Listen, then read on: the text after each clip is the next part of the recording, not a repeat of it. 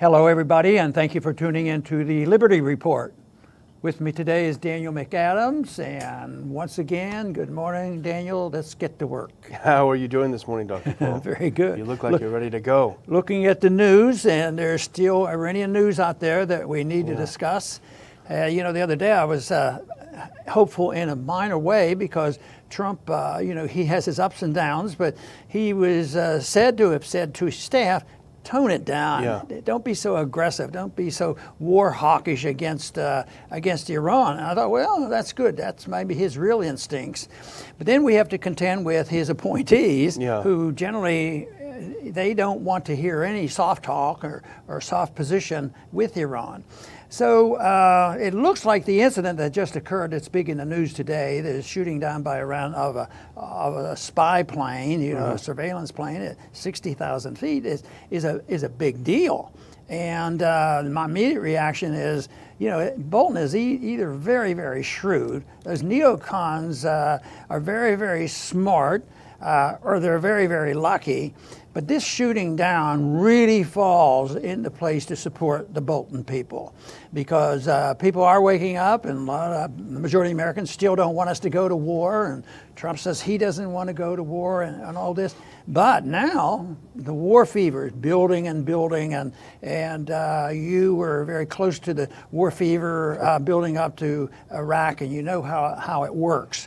So this is a big deal, and the basic argument is the drone was flying over Straits of Hormuz or near there, and it gets shot down. The Iranian says, we did it, you were intruding on our airspace. Yeah. And we've intruded on everything else they do. We don't even allow them to go and come or sell oil, and they're really boxed in. But anyway, you were flying over, and all you've been doing is talking about, your country's been talking about how we're going to get bombed because of us being accused of initiating those bombs on the tankers, which Iranians denied. They do not deny that they shot this plane down, but they said it was over our land, over our territory. But our government says it landed in international waters.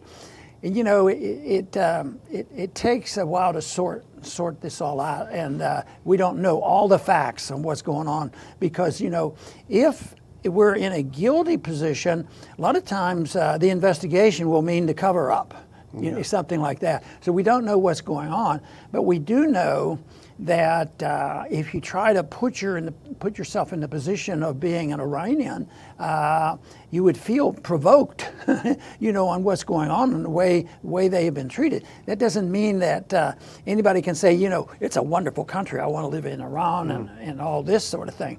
But when they start bashing Iran, and you have the temptation or maybe the wisdom to maybe compare the Iranian government with the Saudi government and understand how the Saudi-Iranian Shia Sunni war has been going on for centuries, you might have a different understanding about this. And when you look at all the alliances, so it is much more complicated. But the immediate thing for us to be talking about, that we talk about so much, is trying to get our government to think twice or three times and quit opening up the door to a hot war. And we have to have a different type of foreign policy, because something like this can get very dangerous. Last week with the small bombings of the tankers, I said, well, this is serious, and there's a lot of talk going on, but the markets have discounted it. The gold barely budged, and the stocks didn't do much, and the oil prices went up and then down.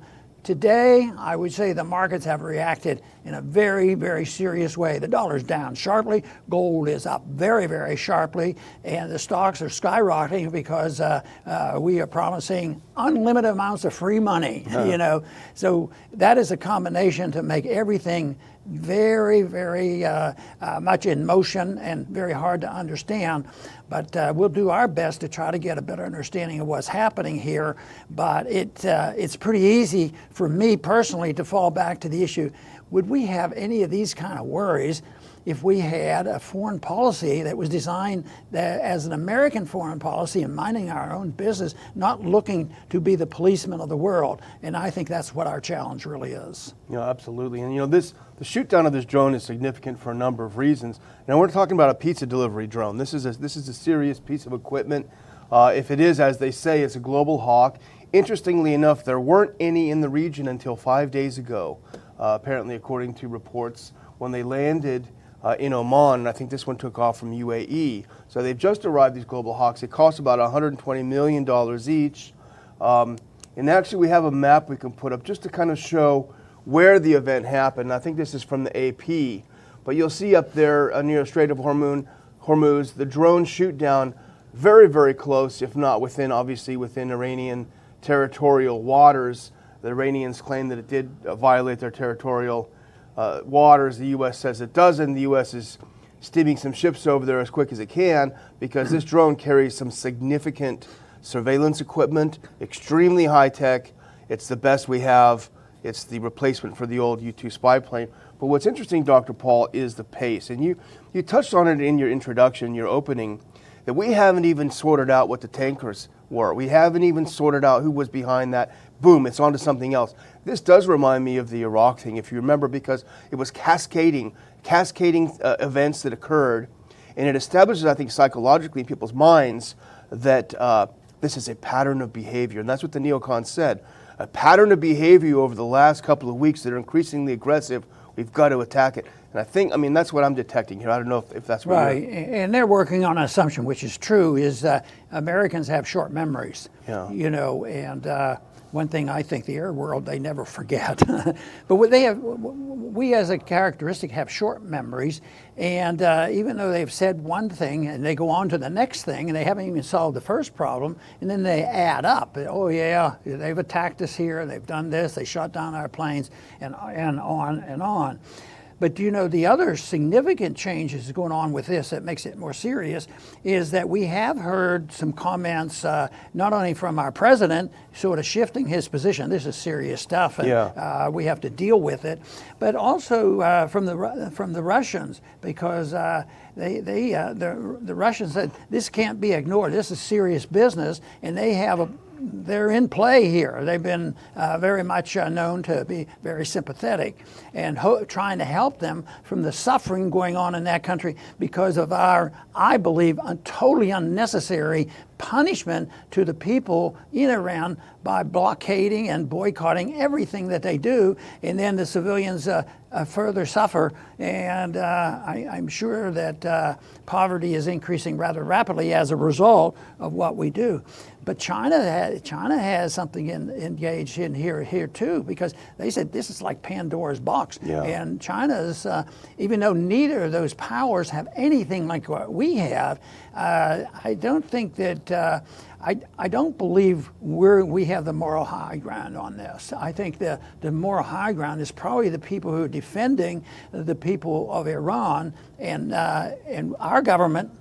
And our neocons, well, that's what we're doing. We're protecting them. We want to have an election there, and we've done polling and showed that the people don't like their government. But that is not what's happening here, because the more mischief we cause and the more we get involved, the stronger they want to defend their government. Just like we did on 9/11. The immediate reaction after 9/11 was Republicans and Democrats and independents. We felt threatened, and we didn't all of a sudden increase our arguments. Yeah. We didn't call for the impeachment at that time, but we went along and got along better. And that's what happens in these countries. So exactly the opposite happens when we threaten these people and say, "You do as we say, or we're going to starve you to death."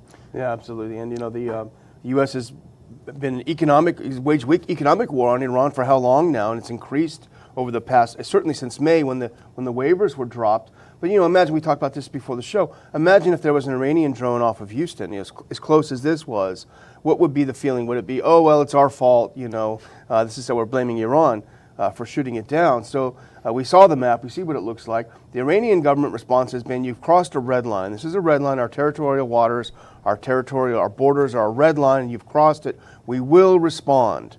And that's interesting, we will respond. It is not an insignificant feat that they shot down this drone at 60 up to 60,000 feet is what they fly. This is not Saddam Hussein's army. You know, they can take care of this. And in fact, we have a picture of the drone. I don't know if we have it handy, but this is not a little pizza drone, as we said earlier. If we can put it up, this is the Global Hawk, wingspan 116 feet. You see it next to a Boeing 737. The wingspan surpasses. So this is a major piece of equipment. So just to update us on what's happening right now, unfortunately for Trump, he's in the middle, at least he was when we started the show, of a meeting with Bolton, Pompeo, and Shanahan. I'm sure they're giving him a very broad range of options. But we also have briefings happening on the Hill right now. Senior congressional leaders are being briefed by people. It reminds me of what Walter Jones said about the dog and pony show they drag out. You know, surveillance is very prevalent. It's everywhere.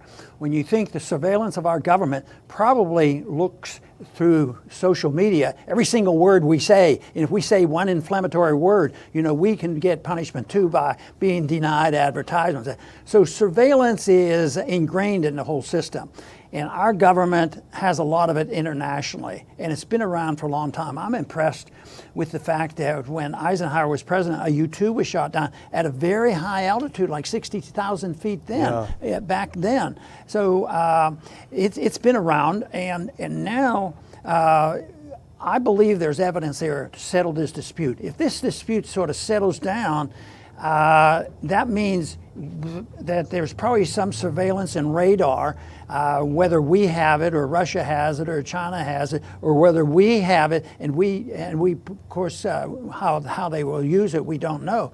But if there's radar out there to prove that that plane was over Iranian waters, then I'll tell you what, this thing will do what you suggest. It'll shift. There'll be something else. New. You know, maybe tomorrow there'll be something else. No, they'll take a day or two to convince the people how urgent this is. You know, to do something about it, because we have to protect Americans' interests. That's what bugs me.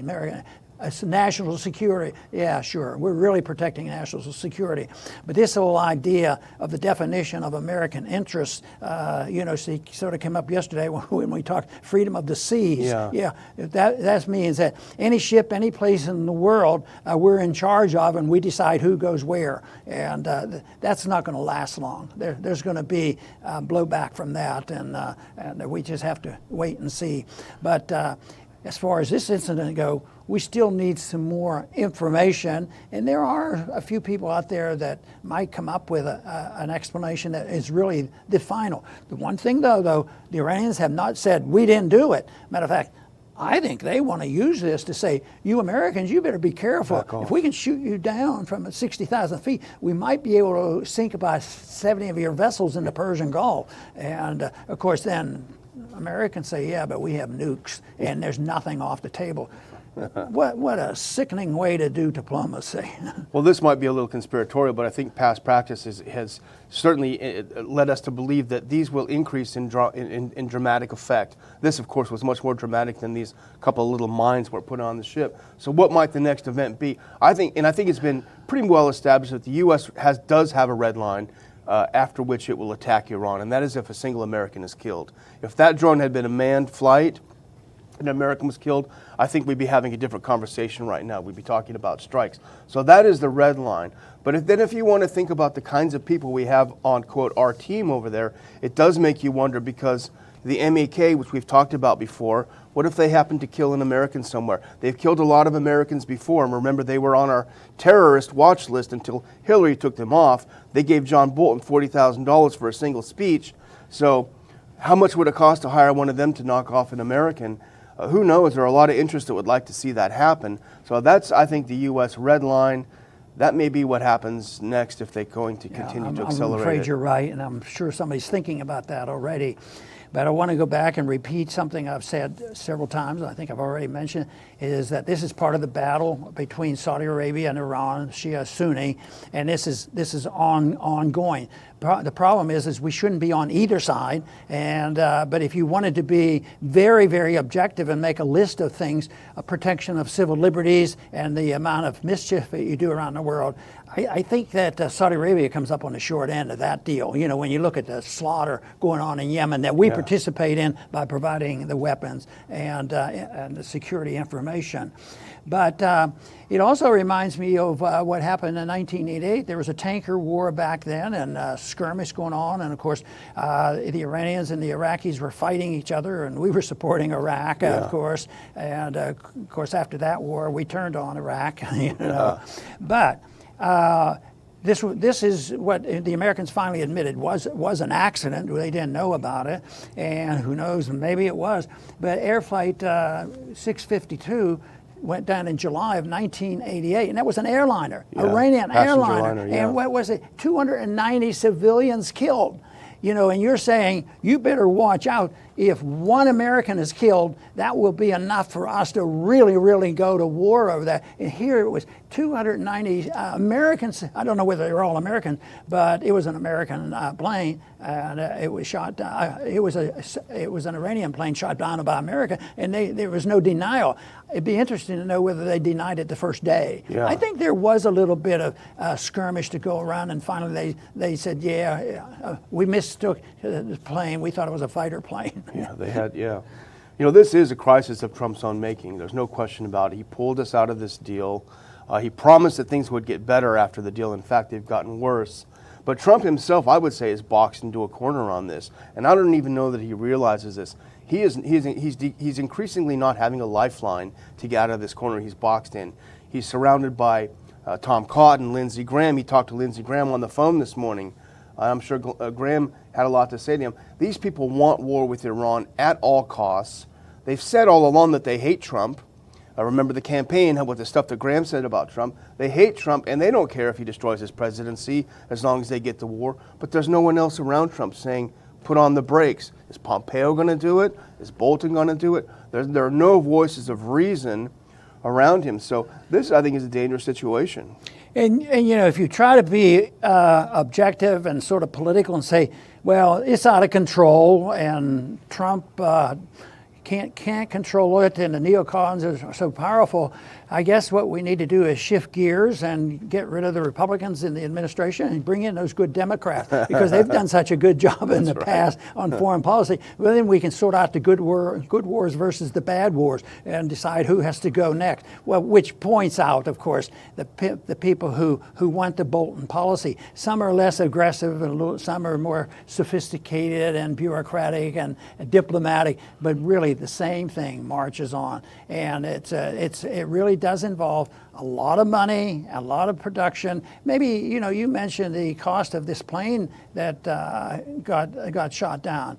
What, you know, what went through my mind is whoever built it, we get another order. We get to build another plane, you know, and another and that's the way many of them somewhere. think about it. Good, nobody died. The plane goes down. We can keep the problems going on. The Cold War doesn't have to be a hot war, but just so that we have no deaths. If there are deaths, it has to be on the other side. Yeah. Well, no lifeline for Trump. I would humbly suggest a lifeline. I'm sure he's sitting here watching. He's telling Bolton to hush up for a minute. He wants to hear what we have to say. But there is a way out of this, I think. Reissue the waivers that he had suspended in May and let these other countries, Turkey and the others, buy oil from Iran. That's the first gesture. And that's not a big cost to that. You don't have to do sanctions relief right now. Just do that as a goodwill gesture. Say, this has escalated far enough. Nobody wants war. I'm doing this as a goodwill gesture. Let's start talks right now. And then there's a timeline to sanctions relief. This is a way to back down. It would be nice if he listened to it. I don't know if anyone else is telling them that. Hopefully some people are. My final word is, Dr. Paul, I have some good news. Our ticket sales for the conference in August 24th in Washington, D.C., they are moving fast. This is our fourth time I've not seen them move this fast. We're well beyond a quarter of the tickets sold.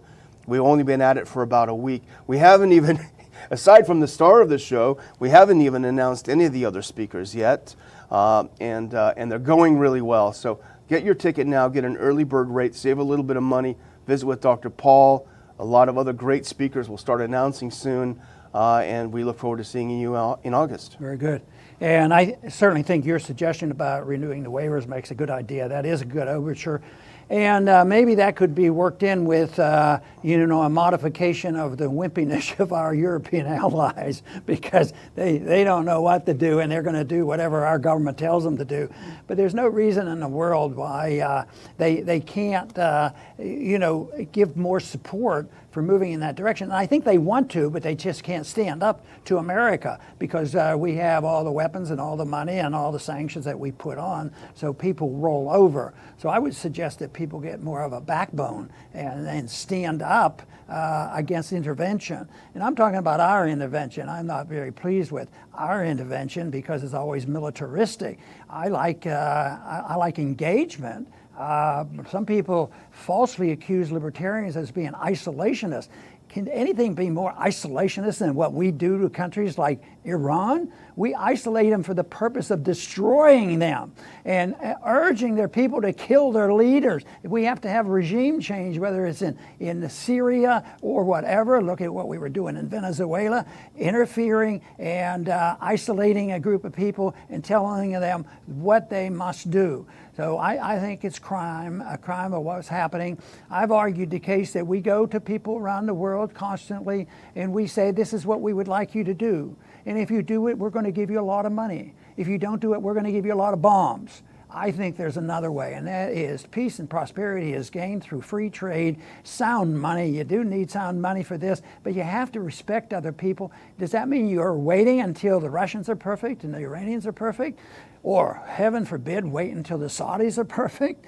I think perfection is a good goal. I think the ultimate responsibility is for we as Americans to try to make our government more perfect in the protection of liberty. That's what the Constitution was all about, to promote the cause of liberty, believing that is what will provide our safety and our security and our prosperity.